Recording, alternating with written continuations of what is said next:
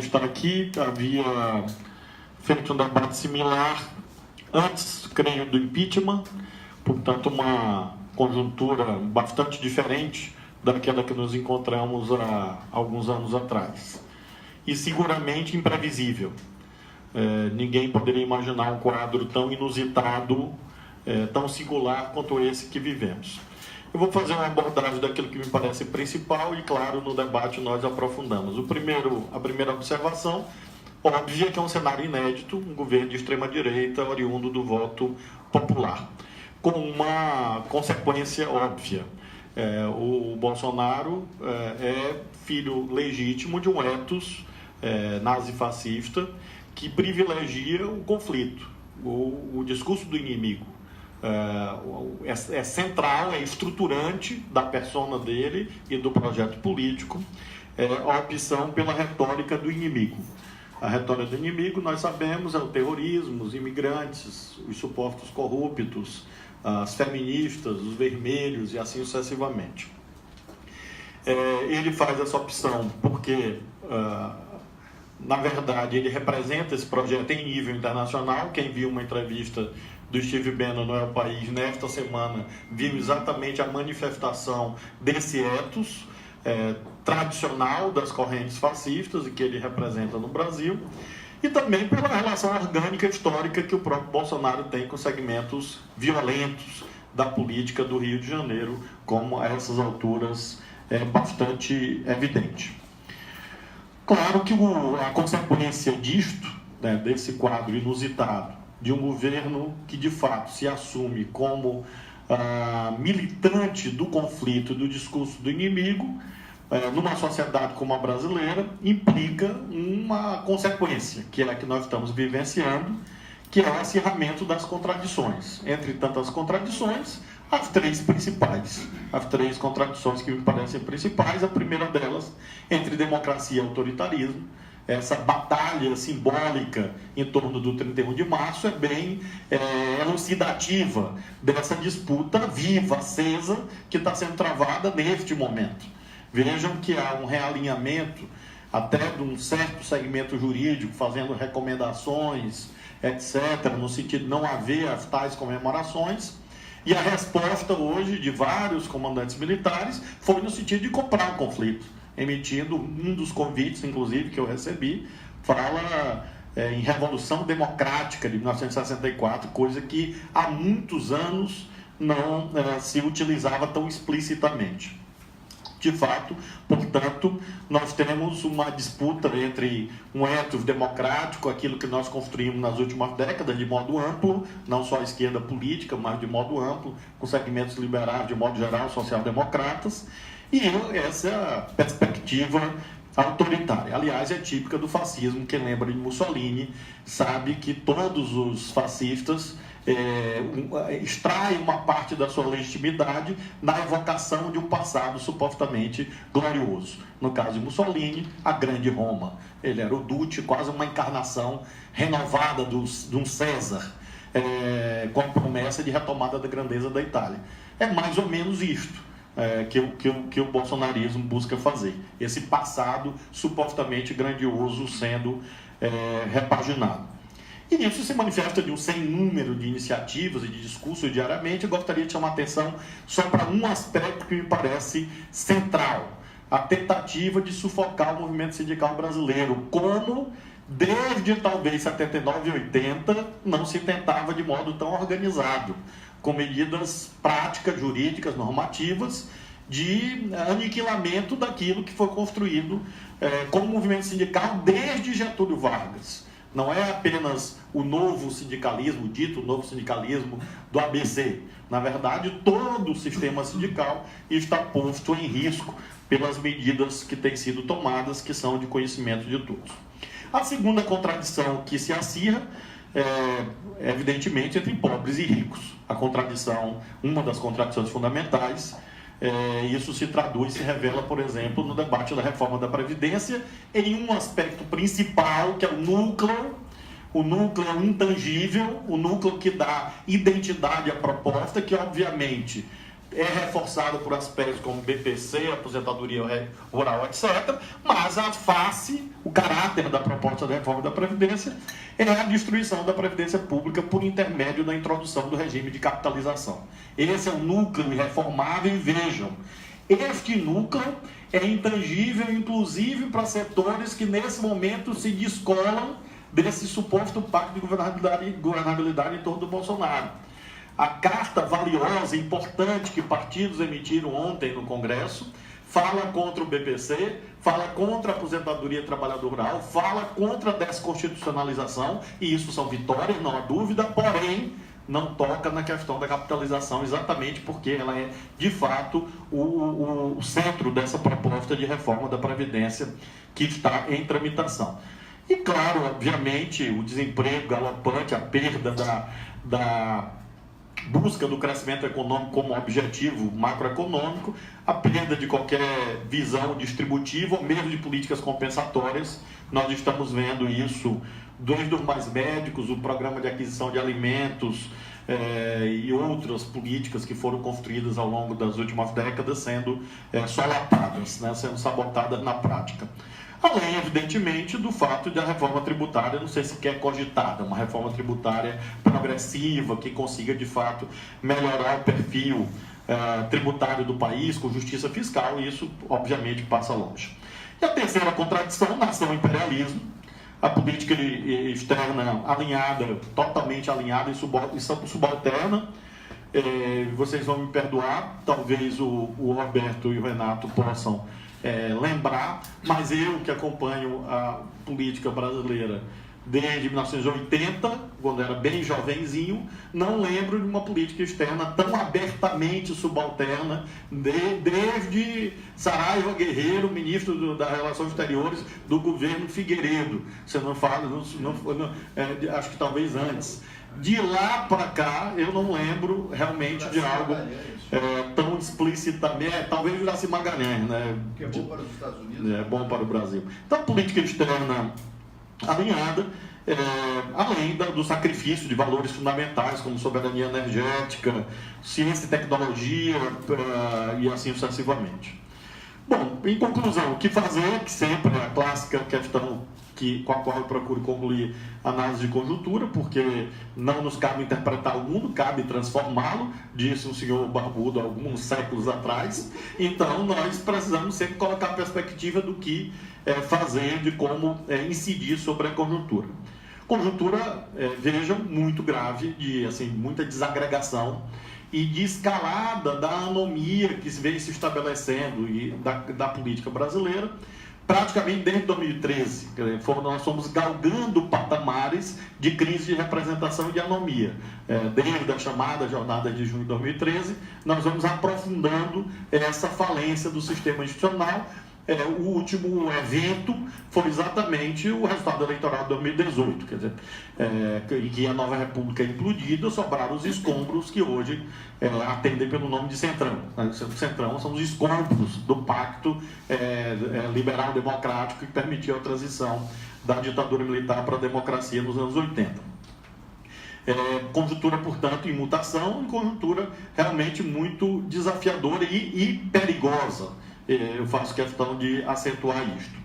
Bom, se nós temos três contradições fundamentais, como incidir nessas três contradições fundamentais?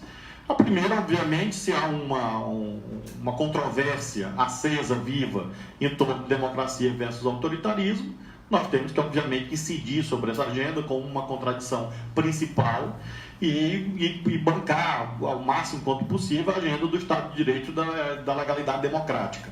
Porque, de fato, é nosso adversário o ethos do Estado policial, que não se manifesta apenas em decisões judiciais, se manifesta em pesquisas de opinião pública.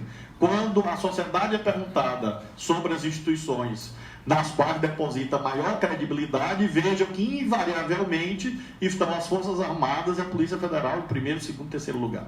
Talvez esse seja o principal sintoma daquilo que nós poderíamos chamar de Estado policial, porque a prática autoritária é sustentada em larga medida pelo apreço e retroalimentada pelo apreço e pela credibilidade da forma como essas instituições atuam.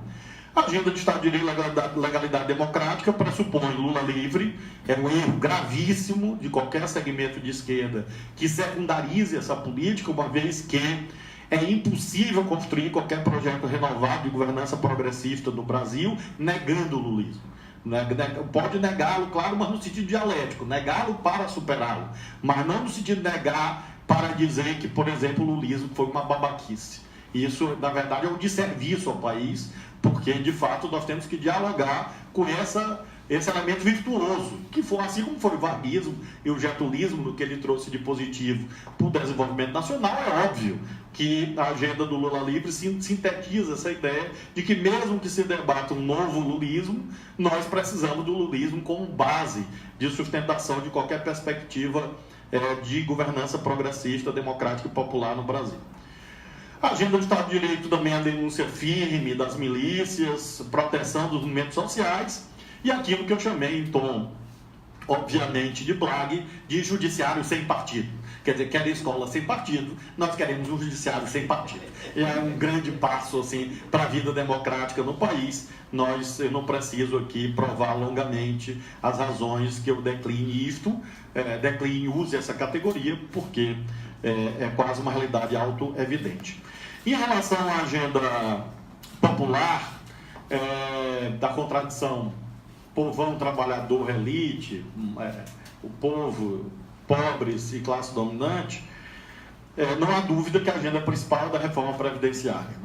É, de fato, o tema principal, mais emergencial, porém, no sentido ofensivo, nós temos que trabalhar a ideia da reforma tributária, que é a nossa resposta à crise fiscal.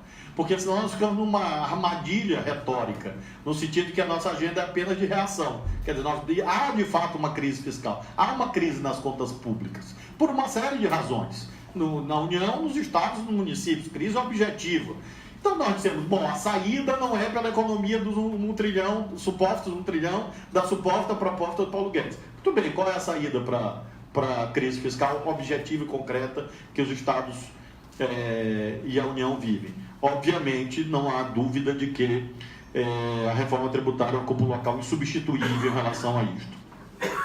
E, finalmente, em relação à agenda nacional, eu não vou aqui disputar o sentido do nacionalismo ou a importância, a centralidade da questão nacional, porque todos nós aqui conhecemos esse debate desde os congressos da gloriosa Terceira Internacional, na década de 20. Então eu não vou a essas alturas historiar o debate até 1935, no 7º Congresso da Terceira Internacional. Não vou fazer isso.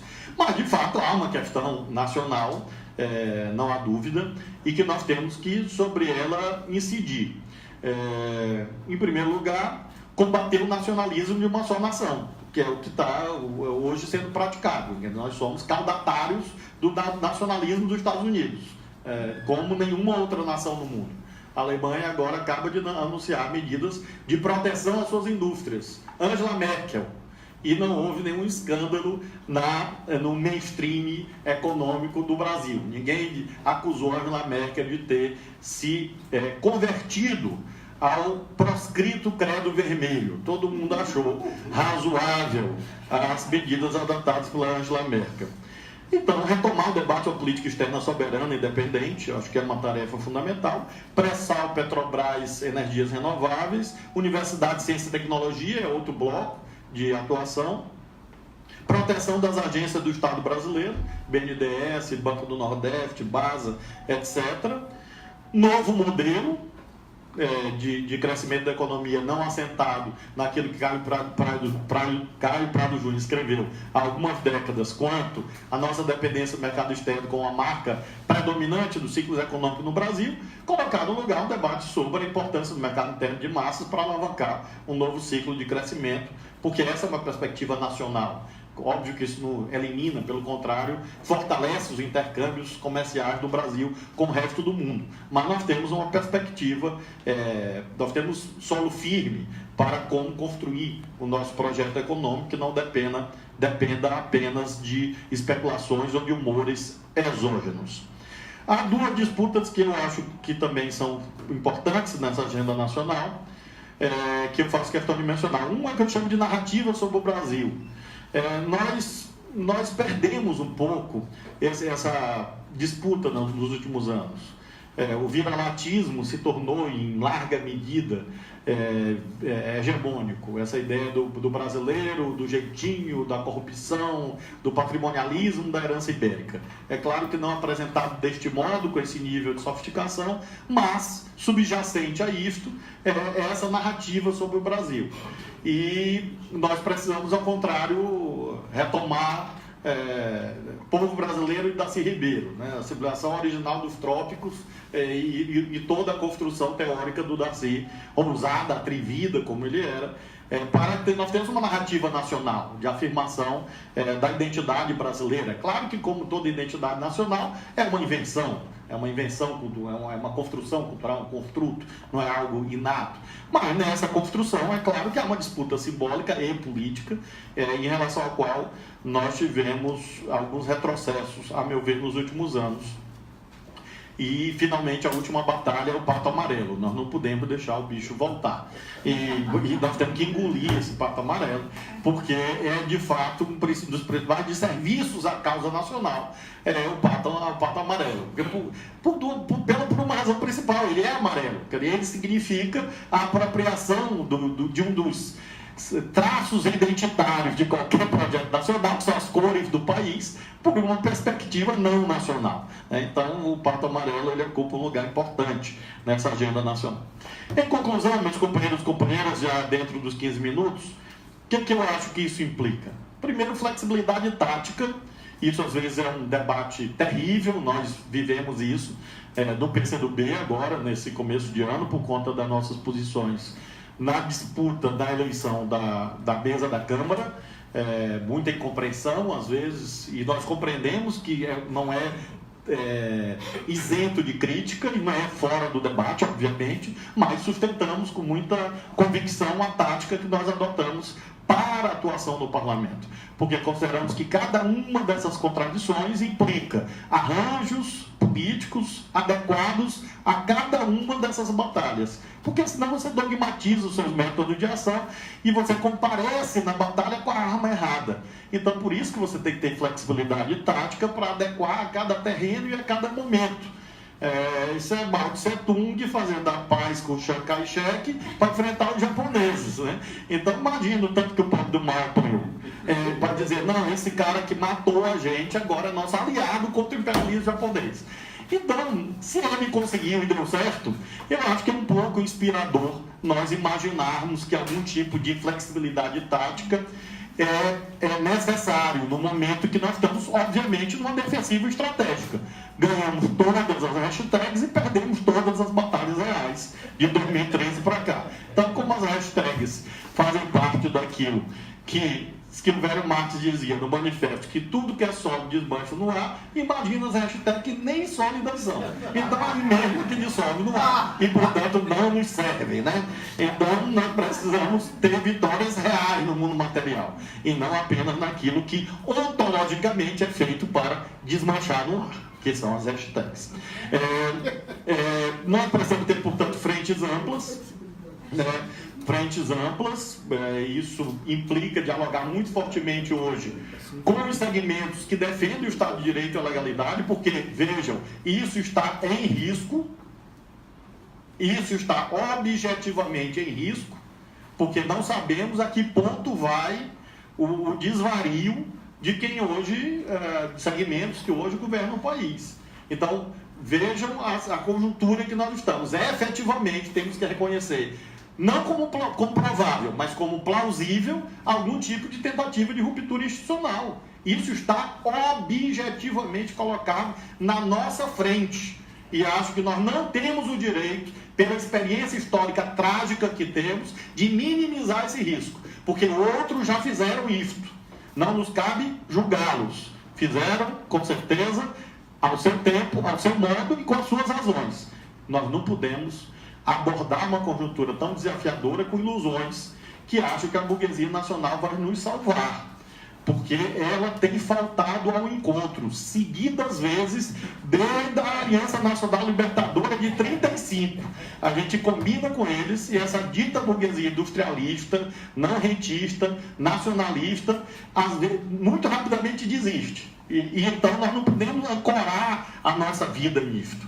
Nós temos que, ao contrário, nós temos que ter a nossa posição que permita com que, com amplitude, obviamente, nós consigamos sustentar o Estado de Direito, a democracia, como pressuposto para a nossa ação de transformação da realidade social do Brasil. Frentes amplas, portanto, me parecem fundamentais, porém ancoradas em sua excelência é o povo, o povão, a massa. Se você não tiver pé firme no povão, não existe frente ampla. Existe traição e existe perda da perspectiva estratégica. E isso, às vezes, a gente não tem conseguido. E esse é o nosso tesouro, porque você amplia a partir do seu porto seguro. E qual é o nosso porto seguro? São as ilusões que sucessivamente têm se demonstrado suficientes? Não. Então, a perspectiva popular, ela não nega a amplitude de alianças. Pelo contrário, ela é pressuposto necessário para a amplitude de alianças.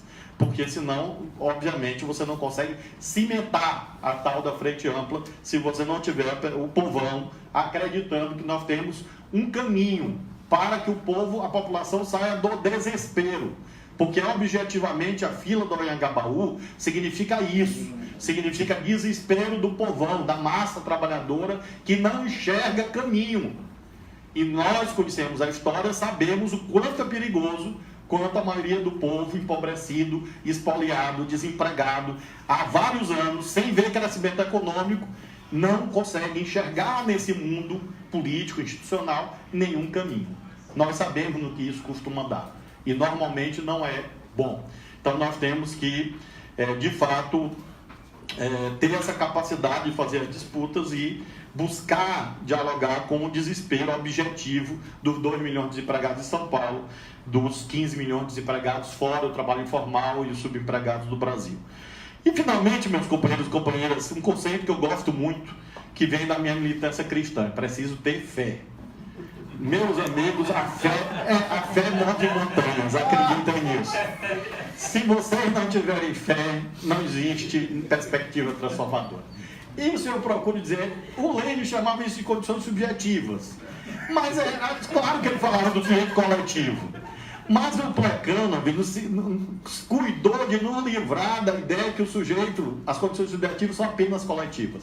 Plekhanov escreve o papel do indivíduo da história para nos lembrar que tem o tempero do indivíduo. O Plekhanov, esse livro é sensacional, diz assim: muito bem, seus processos objetivos, mas se não tiver um ser humano lá para ajudar, os tais dos processos objetivos não acontecem. E nesta subjetividade, eu acho também que nós temos uma tarefa. Nós temos um desafio, porque, de fato, essa desorientação é nossa também. Nossa, que eu falo assim, eu não vim disputar legenda partidária ou nada desse tipo.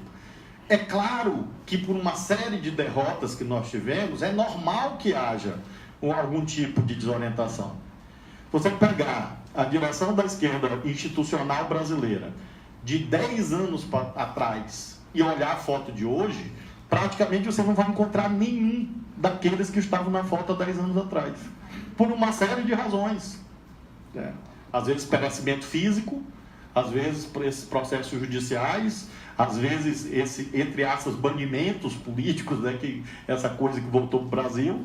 E isso fez com que, obviamente, nós vivamos nesse momento um certo instante de perplexidade.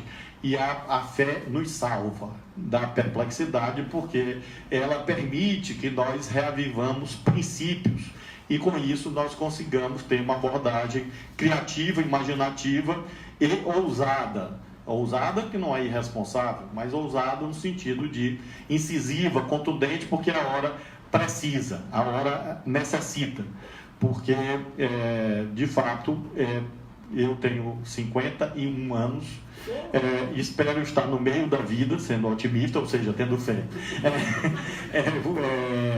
embora acredite que há vida além da morte, mas eu prefiro, por enquanto, essa aqui. E acredito que estou pelo meio. Meus amigos, minhas amigas, eu nunca vi uma conjuntura tão difícil quanto essa que nós estamos vivendo aqui. Por esses ingredientes que eu fiz questão de resenhar muito rapidamente, e claro que me coloco à disposição para o debate com todos e todas. Muito obrigado. O Miro me lembra que eu não falei nada sobre o Maranhão, é porque, de fato, o Maranhão está no meio desse negócio todo aí. E nós vamos distribuir o livro e convido vocês a visitarem o nosso estado, e o passaporte está sendo emitido na saída para quem estiver pensando num exílio no Lençóis Maranhenses.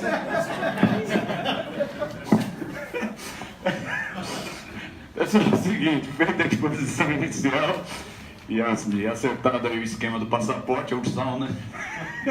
Assim, nós vamos montar aquele esquema, então vamos abrir. Nossa ideia é uma bateria de 5, aí o Flávio vai pegando, e pensando em limitar em 3 minutos. Pode ser? Pode ser? É muito? 2 minutos? 2 minutos então, vamos lá. Pelo que eu vi aqui, Amaral e Paulo. Eu acho que tem que falar aqui, né, Felipe?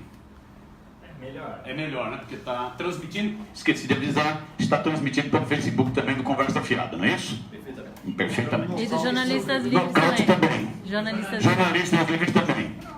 Então tá um... Esqueceu de dizer. Não vem seguidores. 1 milhão de seguidores no Face do Conversa Fiada. É um pouquinho assim. Amaral. A gente tenta. Eu vou tentar os 5 minutos sugeridos pelo Fernando, mas eu quero que desconte a minha primeira parte, que é uma referência fora da pergunta.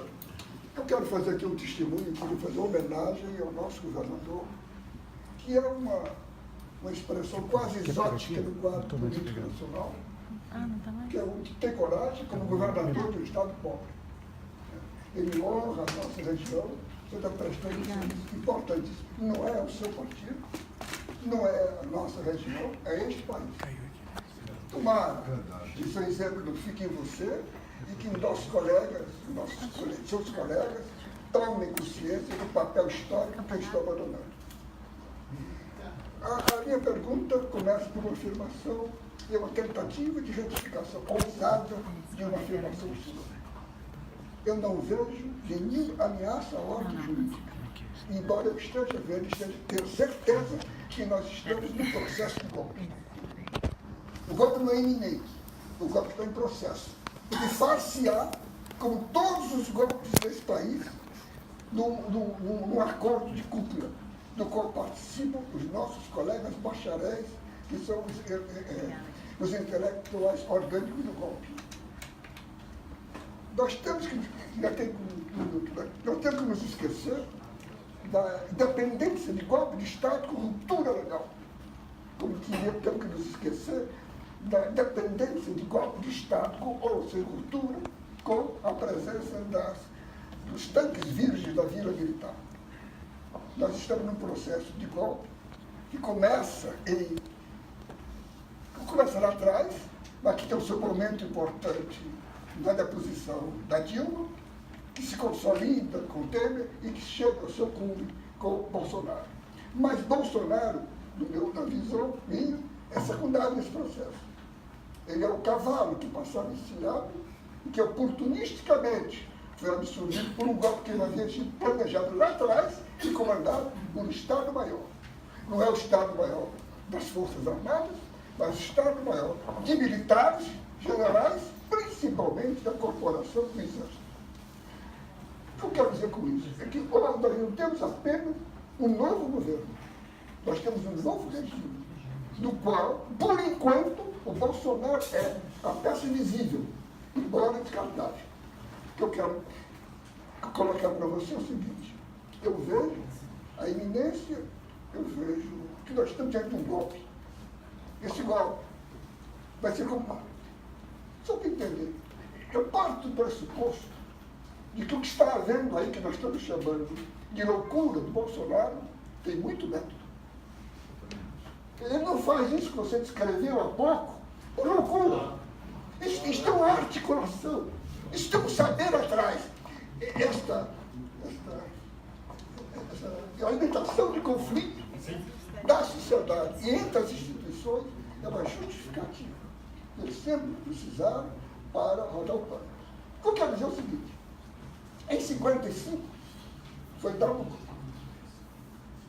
Em 55, você nem trabalhou, eu já tinha terminado. Em 55, eu quero lembrar aqui, porque ele está me chamando comigo e o Renato de velho. Eu não somos velhos. É experiência. Mas, como tem muito jovem aqui, vou lembrar.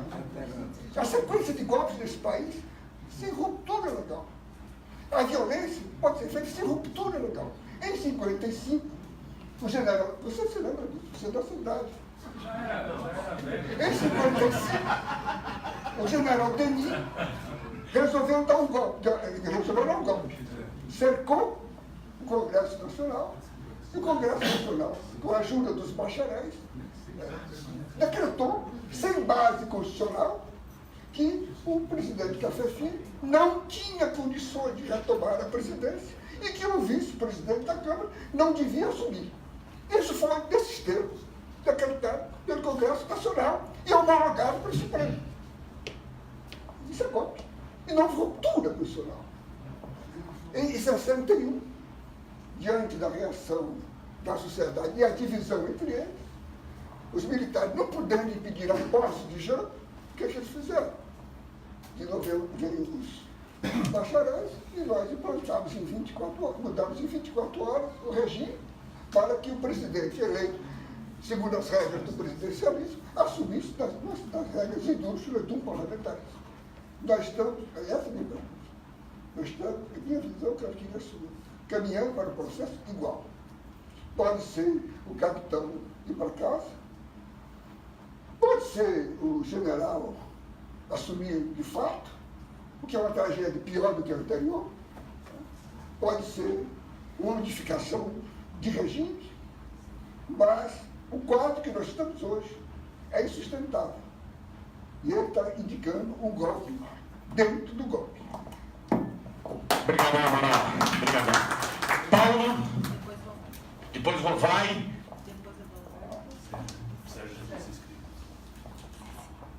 Governador, o site Conversa Fiada, com a sua costumeira irresponsabilidade, assegura que se o governador do Maranhão for ao enclave americano em Alcântara e tiver vontade de fazer xixi, ele fará nas calças, porque nenhum brasileiro terá acesso às propriedades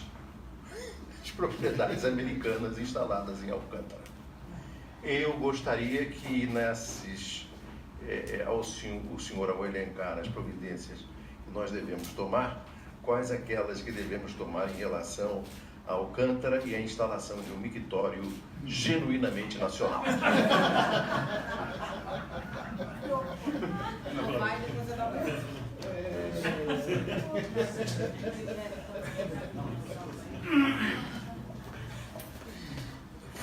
Flávio, o Roberto já pegou boa parte da minha pergunta, então eu só vou acrescentar aqui um pouco no que ele disse.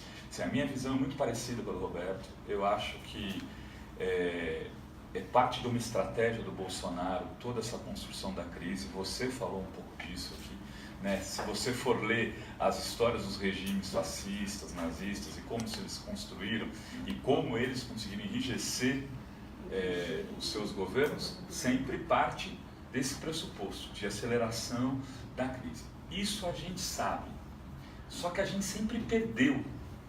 A gente sempre perdeu nesses processos e depois vai ganhar, depois de 10 anos, 15, 20, e retoma o processo. Até porque eles têm o que decide o jogo, que são as armas, né? Esse é um processo decisivo.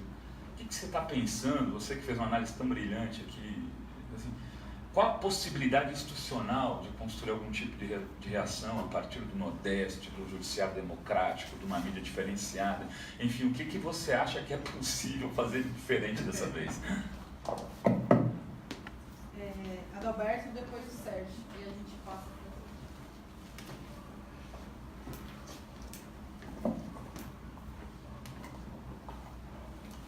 governador Flávio fez a análise da situação do país a partir de 3 polos de contradições, igualmente ao que tratou aqui o Amaral, o Rovai. A minha pergunta também se foca no primeiro polo. Então, governador, exatamente, gostaria que você discorresse mais, porque você foi juiz, você foi deputado, você conhece o Poder Judiciário, você conhece, por óbvio, também o Poder Legislativo, que lá já esteve. Se, por um lado, a gente percebe e vê,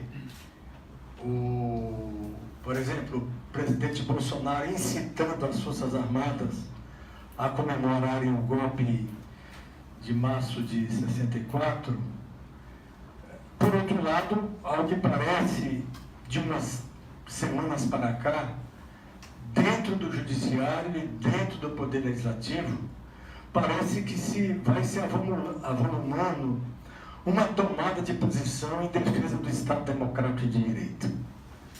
Então, que perspectiva você vislumbra para esse cabo de guerra entre autoritarismo versus democracia?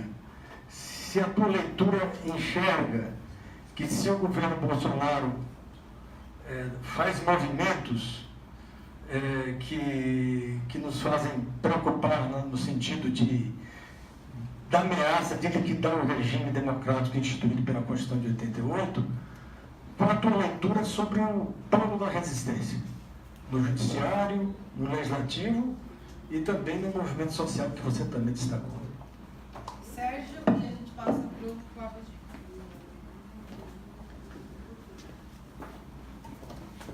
Governador, excelente sua colocação. Tenho até receio de fazer uma pergunta, falando em nome da Associação Latino-Americana de Micro e Pequenas Empresas, que traga o debate um pouco para o território e empobreça esse debate macro. Mas eu acho que é muito importante, porque é uma defesa da entidade, o fortalecimento dos saberes e fazeres tradicionais e populares por meio das compras públicas.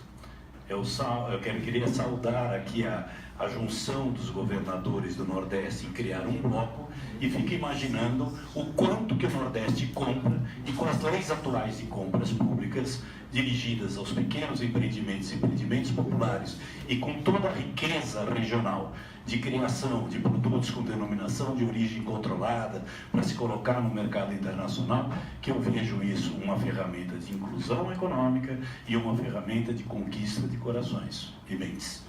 Então, eu queria muito saber como é que vocês estão pensando a utilizar um recurso que já existe, direcionado nas licitações, usando as leis atuais que podem e devem hoje ser feitas de, no mínimo, 25% dos micro e pequenos negócios que podem trabalhar de forma compartilhada e associada. Antes de passar, chegaram algumas pessoas, depois que a gente começou, era só se apresentar nome e entidade, órgão, pode ser? Vi que o Bruno chegou, o Paulo, vai lá, Bruno. Meu nome é Bruno, sou aqui do Barão também, né? Também faço parte do HackLab, como funções de software livre.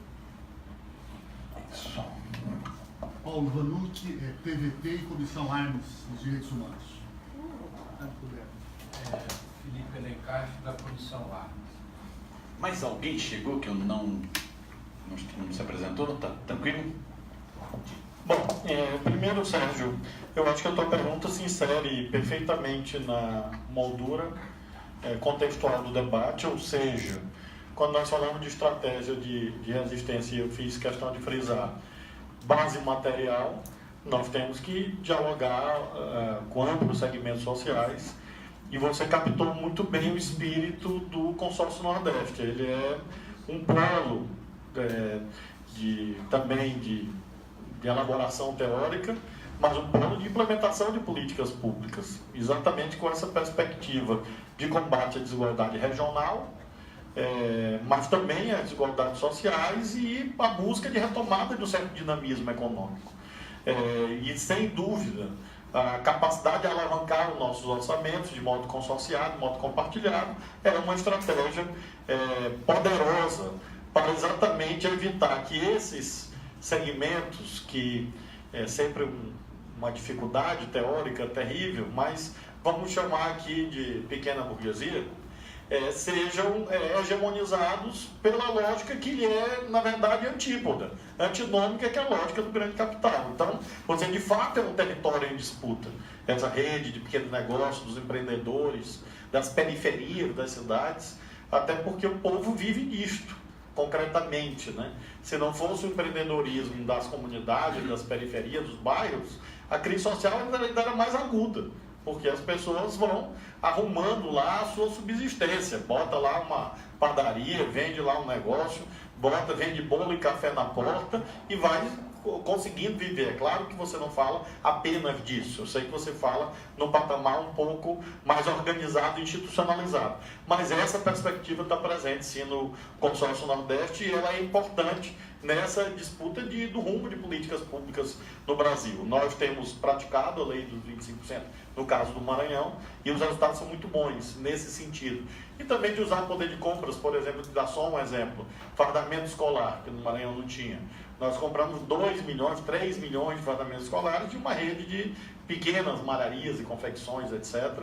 E isso revolucionou o setor, permitiu que o setor resistisse, sobrevivesse e fosse, inclusive, conquistado por uma perspectiva de um governo, vamos chamar também de desenvolvimentista.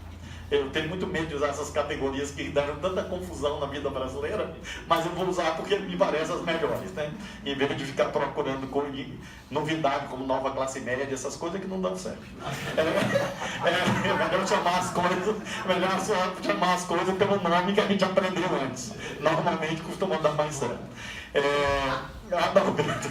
Adalberto pergunta sobre a questão do realinhamento, e eu acho, Adalberto, que de fato, como foi uma exposição muito aligerada, assim, muito panorâmica, mas eu procurei retratar isso. Eu acho que de fato há um dinamismo disso, o quadro não está congelado, porque isso é da lógica das coisas, né? Quando um campo político vai ao extremo, ele não consegue arrastar todo mundo para o extremismo.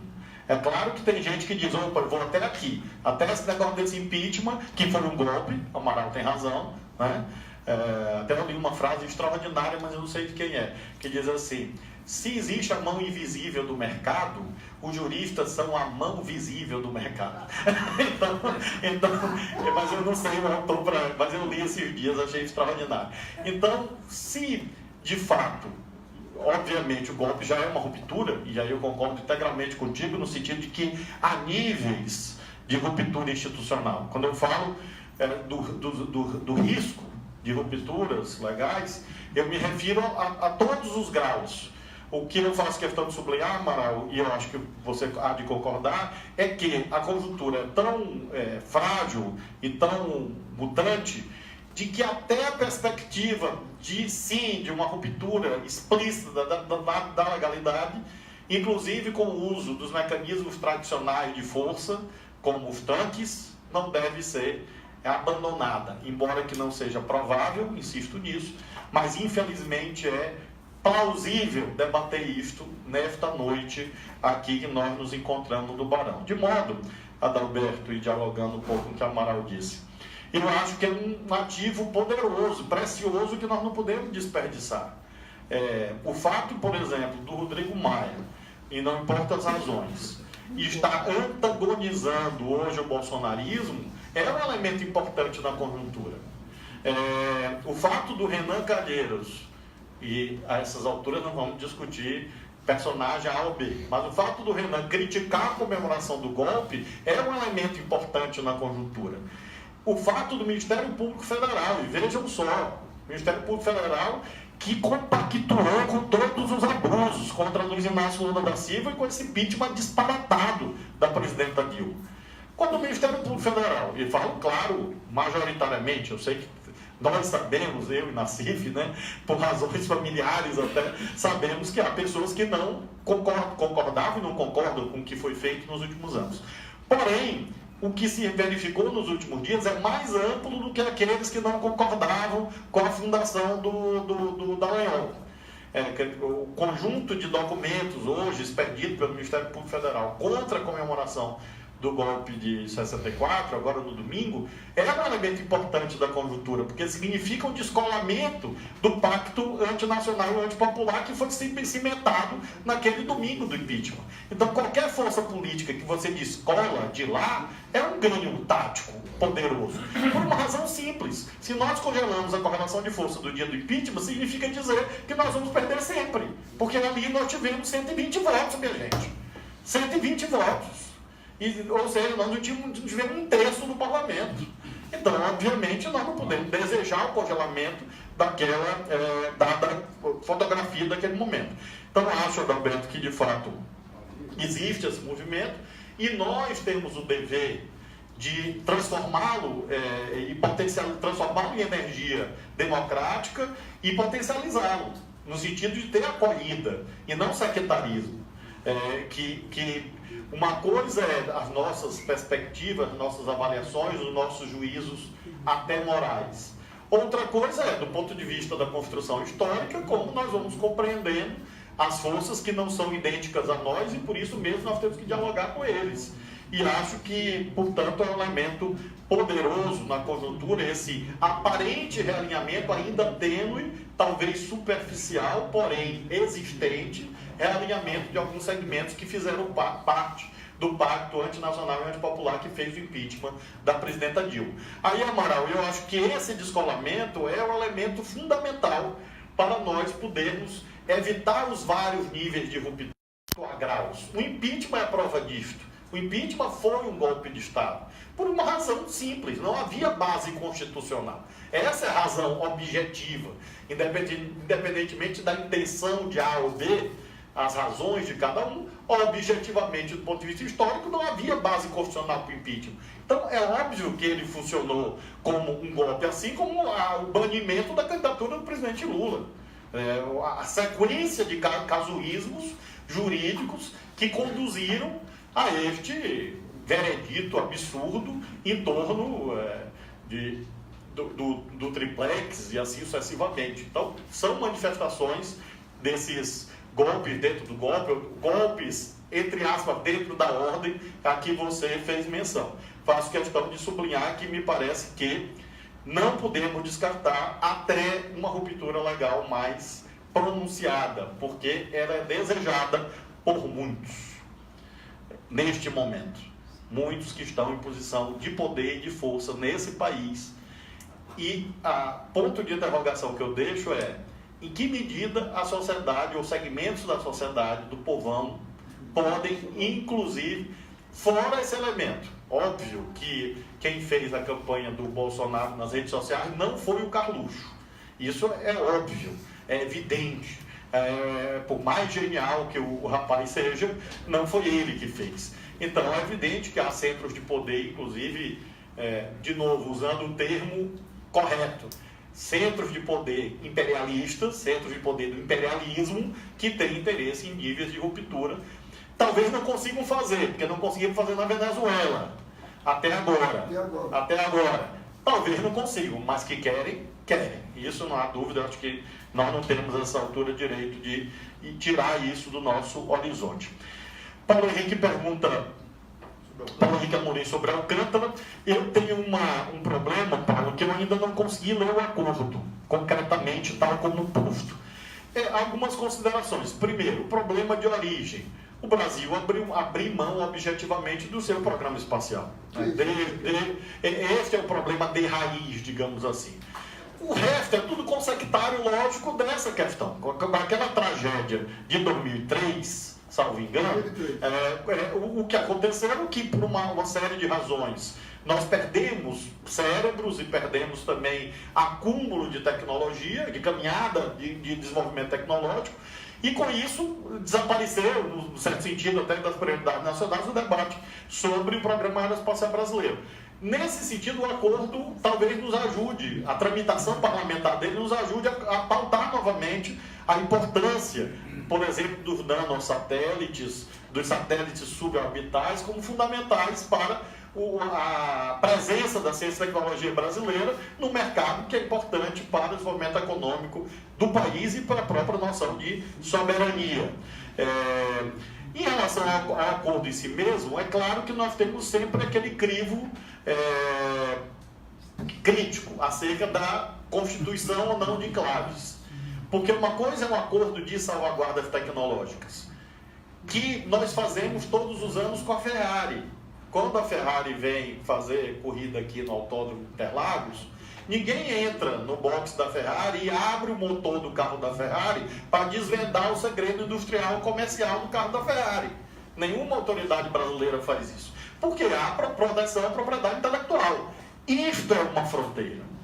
A partir daí, se há controle territorial, se há lógica de enclave, e se há de fato essa perspectiva, esse risco que você enunciou de eu não conseguir ser acolhido no território do Estado que eu tenho a honra de governar até 2022, é claro que o acordo se torna, a partir daí, indesejável. Eu acho que esse é o ponto. E no acordo de salvaguardas tecnológicas, ele não pode ser com um país só. Essa também é uma outra questão. Por que só com os Estados Unidos? Nós teríamos que, a essas alturas, se de fato a intenção for de apenas fazer acordos de salvaguardas tecnológicas, buscar outros parceiros comerciais no desenvolvimento da base e não a submissão à lógica de enclave. Paulo, preciso ter o acordo, eu não tive o acordo, acho que não sei se alguém... Ninguém. Eu não tive, então... Só o Rubens Barbosa. Eu não consegui ler o acordo para poder responder isso. Bom, o Ravai pergunta sobre o que fazer, e eu depreendo, Ravai, a tua angústia, que é a minha também. No sentido, e eu procurei responder um pouco isso. O que eu acho, Ravai, que é fundamental, e eu tenho procurado agir coerentemente com essa visão, é guerra de movimento, né? Não é guerra de trincheira, não é classe contra classe, né? Não é a terceira fase da terceira internacional da década de 20. Não é classe contra classe que vai resolver a nossa vida, porque nós não estamos numa conjuntura que permita esse tipo de abordagem, e o mundo também tem outra complexidade e uma miríade de relações sociais que impedem uma abordagem simplificadora de que a gente vai chamar uma greve geral e vai resolver o problema. Eu gostaria muito que fosse assim, mas não é. Então, acho que é preciso ter, portanto, uma rede de iniciativas. E eu tenho procurado participar delas. Frente de governadores, disputar o sentido geral da narrativa sobre o Pacto Federativo, o debate da institucionalidade, o debate com o mundo jurídico, articular personalidades. Acho que a Comissão Arnes é uma coisa poderosa, valiosíssima, que nós valorizamos muito, inclusive, Vanuc, acho que você recebeu a carta do nosso governo saudando a Comissão Arnes, mandei para todos os membros, não sei se chegou, o Paulo Sérgio Pinheiro recebeu, porque é uma articulação que é maior do que a esquerda tradicional, ou do que do que a classe operária. Né? É um negócio mais amplo, um certo ético democrático. Adalberto, eu incluo do movimento positivo nos últimos tempos, que é a presença do Felipe Santa Cruz na presença da OAB. Eu acho que também pode ser importante, porque é uma outra visão de mundo. Filho de um desaparecido. Sim, claro. Filho e sobrinho de um companheiro do Partido dos Trabalhadores lá de Olinda, né? Então é algo que também pode, junto com a Comissão Arnes, etc., também acender um pouco uma consciência democrática nos setores médios da sociedade, na intelectualidade, que são coisas que nós fomos vendo fenecer nos últimos tempos. Então acho que há jogo, não há fatalismo histórico, não há também assim antecipação de tragédias. É importante fazer os alertas certos, porque para a gente não combater os inimigos errados. Eu me agonia muito, muito com isso, porque eu gosto muito de um livro do Mao Tse Tung chamado Sobre a Contradição, que ele diz assim, olha, o desafio principal de um agente revolucionário é saber em cada conjuntura qual é a contradição principal e qual é a secundária. É claro que ele diz isto, analisa a situação chinesa, e se a gente soubesse fazer isso, ia ser uma maravilha, né? Não tinha nenhum problema. Mas o que eu faço a vocação é que essa é uma chave de interpretação da conjuntura. Porque, às vezes, a gente tem uma tentação um certo... a se auto-vangloriar, uma certa perspectiva autocentrada, que é a tal da fé, que nos é útil como emulação, mas não é útil como ferramenta de interpretação de ação. Nós temos que olhar outras perspectivas, e às vezes a gente disputa fraseologias entre nós mesmos, e com isso nós perdemos a perspectiva da dinâmica geral da luta de classes, para de fato usar o nome certo para as coisas certas. Então, eu acho que não é nenhuma tragédia que se antecipa na esquina, mas nós temos que falar dela, até para exorcizá-la. Né? Cecília e depois Pedro. Pessoal, a gente podia... Tem 5. Nós podíamos tentar encerrar com essa 5. Eu me comprometo a falar menos. Bom, se mais alguém quiser se inscrever, se inscreva agora ou deixe para a próxima. Eu já estou inscrito. Nem os inscritos aqui. Cecília, Pedro, Renato, Florestan, Sérgio, Raquel, Pedro e Fernando. Muito bem. Está inscrito. Não, vai ser rápido aqui. Na última fala eu vou evocar Fidel Castro. É garantido que será rápido. 7, 8 horas de discurso, no mínimo. Bom, aproveitando que a gente está aqui no Barão, nesse espaço de pesquisa, e o senhor falou sobre a questão da construção de uma identidade brasileira e, de uma certa forma, de uma disputa dessa narrativa que a gente teria perdido, eu queria te pedir alguns exemplos de ações concretas que têm sido feitas nessa área lá no Maranhão. Inclusive, tem alguns amigos maranhenses aí que andam menos envergonhados e andam super vaidosos e felizes e contando mil histórias. Queria que o senhor comentasse também qual que é essa identidade maranhense que o governo Flávio Dino está resgatando. Enfim, é isso. Obrigada. Valeu. Pedro, depois Renato. Boa noite. Eu queria falar sobre um aspecto, uma comparação entre a atitude do Bolsonaro pós-eleição com a da Dilma em 2014. Né? A Dilma houve um certo rompimento, né, da comunicação direta com a população que foi feita na campanha, né? E aí foi o script de todos os presidentes, né? Vai para negociação com o Congresso, aquela coisa e tal, não deu certo e deu golpe. O Bolsonaro está aparentemente está saindo do script, né? Está tentando manter a pose do discurso do não negocio, mantendo a base dele coesionada. Então eu queria saber o que você acha dessa atitude dele, e se a gente pode aprender com isso, aprender com o inimigo, às vezes é sábio, né? Então se a gente tem algo a aprender dessa linha do Bolsonaro. Renato, depois Florestan. Bem, o Flávio Dino, eu considero que é uma liderança que tem muita coisa de singular. É uma liderança, assim, que se destaca muito por isso. Não vou mais desenvolver essa questão, mas acho que é uma liderança que pode jogar um grande papel. Flávio, as questões que você levantou aqui, bem encadeadas, tem uma lógica muito clara, etc. Mas há uma angústia de fato aí, nisso tudo. A gente que quer raciocinar numa análise mais ampla. O Rovai colocou a questão que é a angústia. Geralmente, quando a gente entra nesses períodos em que você tem um ascenso muito grande, forte, autoritário e até ditatorial aberto. Então, essa é a questão mundial, não é brasileira.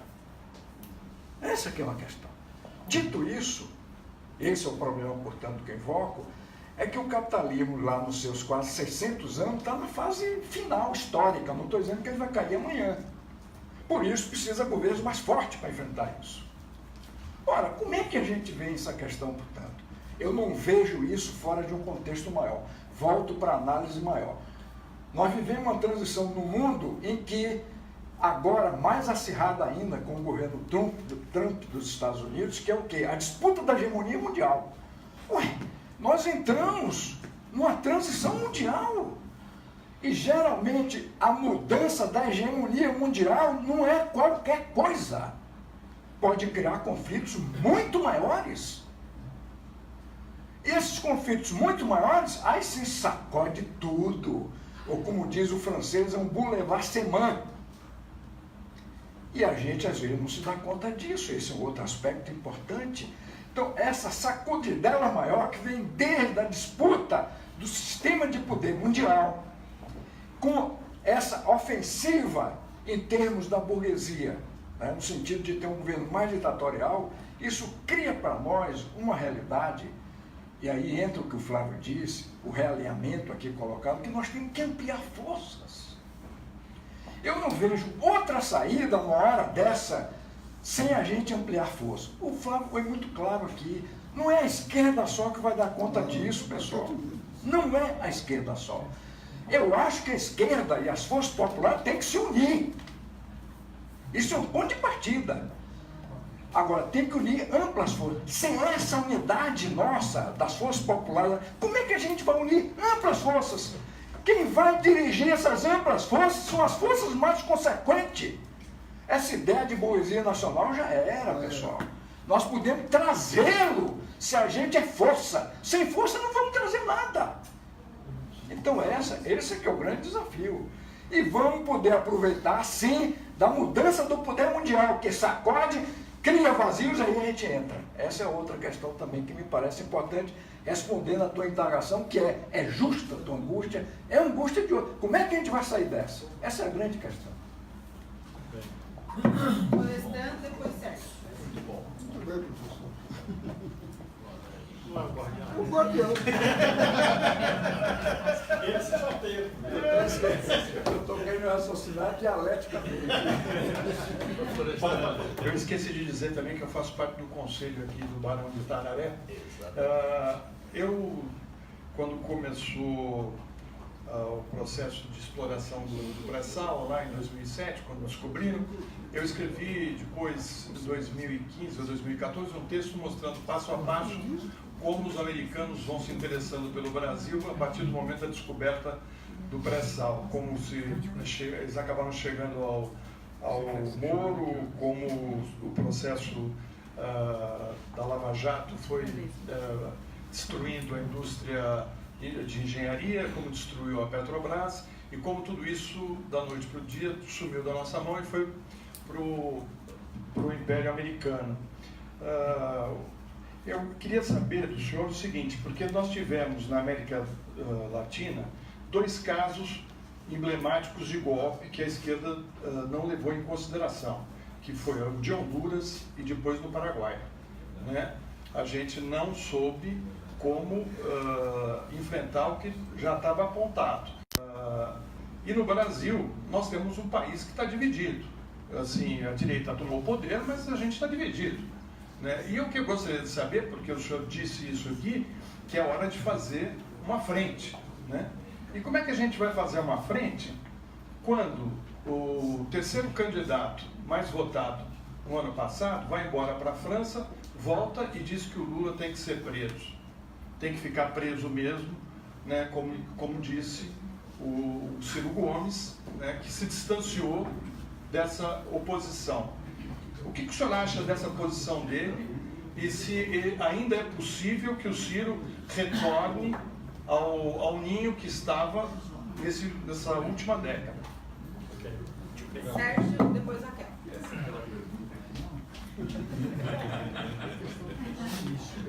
Chamada casca de banana. É o teste para a minha ou confirma ou abjura.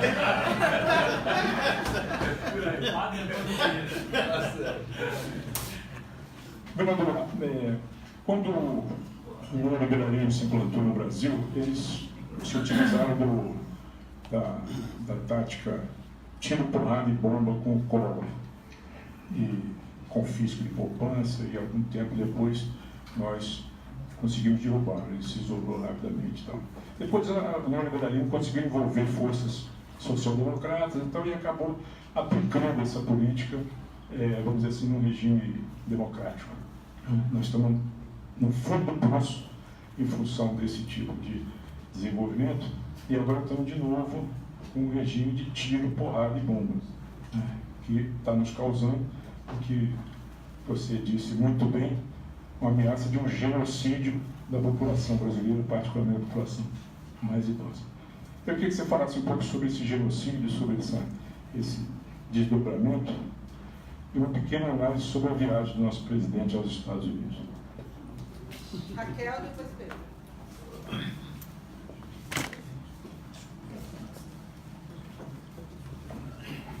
Embora não tenha amigos maranhenses, eu queria de alguma maneira reforçar um pouco a linha da companheira aí. Você tem eu. Melhor impossível. Temos meus amigos, eu divido com você. Tá bom. Então, basicamente é o seguinte, a gente se abordou a questão do alinhamento internacional, isso remete inclusive à questão econômica, né, que são as grandes questões. A gente passou, enfim, um pouco rapidamente pelos conflitos internos e o que isso pode representar e o impacto disso em termos de direitos, né? E eu queria puxar um pouco a sardinha para alguma outra coisa. Eles estão pretendendo se instalar a um prazo bem longo. E estão querendo trabalhar as coisas no sentido de um controle do corpo, um controle da cultura e o controle da educação. E que eu saiba, até onde eu sei, vocês também ousaram fazer coisas diferentes. Eu queria saber um pouco mais disso e entender por que vocês estão valorizando isso e como é que vocês estão vendo. Ninguém fica preocupado com esse barulho, não é nenhuma manifestação que está se aproximando, é que tem um grupo de teatro aqui embaixo.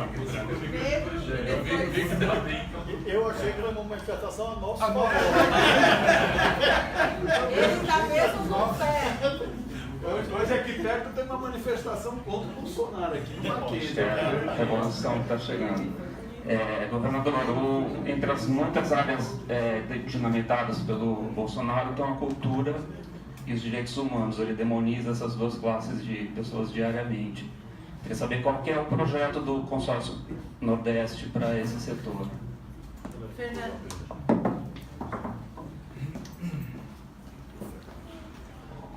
Bom, o Paulo Henrique me deu de presente uma pergunta a mais, porque eu ia perguntar sobre Alcântara. Você tomou a iniciativa. Eu estava ontem em Brasília participando de um debate e na saída um professor da Unicamp me pegou e me convidou para participar de um ato hoje, lá essa hora, contra a reforma da Previdência. E eu disse a ele que não ia poder, infelizmente, porque ia estar aqui com o senhor. Ele falou, você vai entrevistar o Flávio Dino amanhã? Eu falei, pô, com um grupo de blogueiros. Ele falou, então leva uma pergunta minha para ele.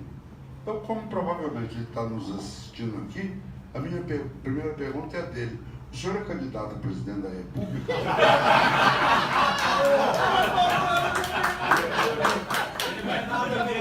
Nada como o professor. É isso que o Renato disse.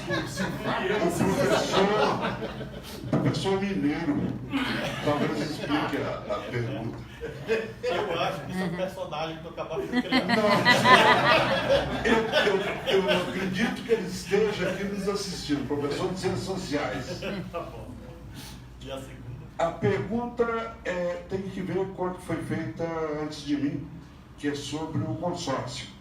No dia em que os senhores criaram o consórcio, a gente deu que o Nordeste, que ensinou o Brasil a votar, se junta para trabalhar em conjunto, alguma coisa assim. O que eu queria saber é o seguinte, qual o grau de unidade, do ponto de vista político, que tem esse grupo? Porque nós, aqui de baixo, estamos olhando para os senhores, talvez vocês nem percebam isso, mas com uma esperança muito grande. Uma esperança muito grande, porque efetivamente passou a ser o único núcleo visível de oposição organizada no Brasil, e não é pouco, em todos os sentidos. São governadores de estados extremamente importantes e governadores de estados onde nós vencemos, a democracia venceu e a treva perdeu. Então, ficou uma dúvida, eu não quis tocar nisso no assunto, porque acho que não era um assunto naquele momento para mexer. Mas é importante saber qual é o grau de unidade política existente entre os senhores, porque a gente sabe que tem ali, aqui, divergências aparentemente marginais, mas que podem comprometer o projeto político pelo qual o Brasil tem uma esperança muito grande. Bom, Fernando. Tem mais? A bola está contigo. Pensei que você ia se inscrever, Silvio. Bom. Se você me permite, eu faço uma pergunta rápida. Silvio do Le Monde Diplomatique. Bom. Na verdade, eu me senti contemplado de várias das questões. Mas acompanhando a ideia de que o golpe está em curso, eu gostaria de saber quais são as suas avaliações na eventualidade do Mourão assumir. Quer dizer, aí nós temos uma transição que pode ser uma transição institucional, né? Ele está eleito, né? Mas esse bom mocismo do Mourão eventualmente pode acabar, né? Então, qual é o cenário se isso ocorrer, né? Obrigado. Carona aí, não. Estou pedindo o Silvio. Governador, alegria estar aqui na sua presença. Eu só pedir para, ao responder ao Florestan e ao Fernando, entre outros, agregasse um pouco o espírito do consórcio, não sei o quê, um pouco mais de discussão sobre Ciro. E o Lula, o último recado que mandou sobre isso lá de Curitiba, mesmo com o Ciro falando, o Lula está preso, babaca. Lembra, o Lula fala, o Ciro é um baita do ser humano, né, dizendo, olha, não é para começar a entrar e aceitar essa coisa. Então, não deixar de abordar para esse espírito de frente, especificamente também a situação dele. Bom, primeiro, Cecília me perguntou sobre algumas coisas que nós fazemos no Maranhão, e eu gostaria de, em primeiro lugar, sublinhar que, em primeiro lugar, gostaria de sublinhar inicialmente que partimos de um diagnóstico que não oculta as tragédias do povo do Maranhão.